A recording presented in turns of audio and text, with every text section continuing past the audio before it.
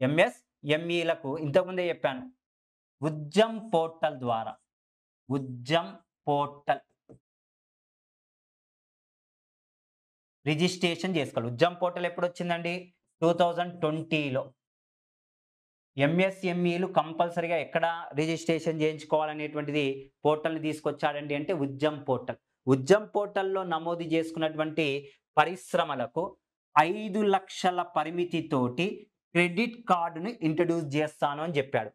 తర్వాత మొదటి సంవత్సరం తర్వాత దీన్ని మొదటి ఏడాది ఎంతమంది కార్డ్స్ ఇవ్వాలండి అంటే 10,00,000 మెంబర్స్. 10,00,000 మందికి కార్డ్స్ డిస్ట్రిబ్యూషన్ చేయాలి అనేటువంటి టార్గెట్‌ను గూడా ఇక్కడ పెట్టుకోవటం జరిగిందండి. 10,00,000 మందికి కార్డ్స్ అనేటువంటిది ఇవ్వాలి అనేటువంటి టార్గెట్‌ను గూడా పెట్టడం జరిగింది.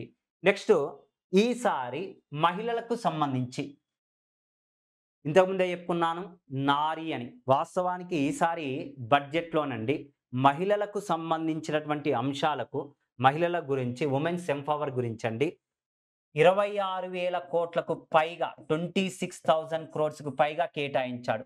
లాస్ట్ ఇయర్ బడ్జెట్‌లో గనుక చూసుకున్నట్లయితే 23,000 కోట్లకు పైగా కేటాయిస్తే ఈ సంవత్సరం 26,000 కోట్లకు పైగా కేటాయించడం జరిగింది. ఇందులో సాక్షం అంగన్వాడీ స్కీమ్సెస్ కోసం.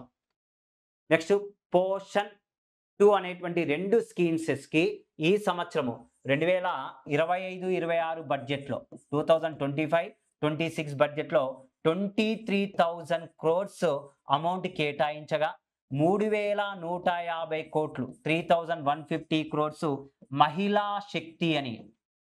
మహిళా శక్తి అనేటువంటి స్కీమ్స్‌కి ఇక్కడ మహిళా శక్తి అనేటువంటి స్కీమ్‌లో ఏ అంశాలున్నాయి? బేటీ బచావో, బేటీ పడావో, స్వధార్, ఉజ్వల యోజన ఇలాంటి స్కీమ్సెస్ కోసము టోటల్‌గా 3,150 కోట్ల రూపాయలను మహిళలకు ఇవ్వాలి అని చెప్పి తీసుకురావటం జరిగింది. 2025-26 ఇయర్స్‌లో మహిళలకు సంబంధించింది.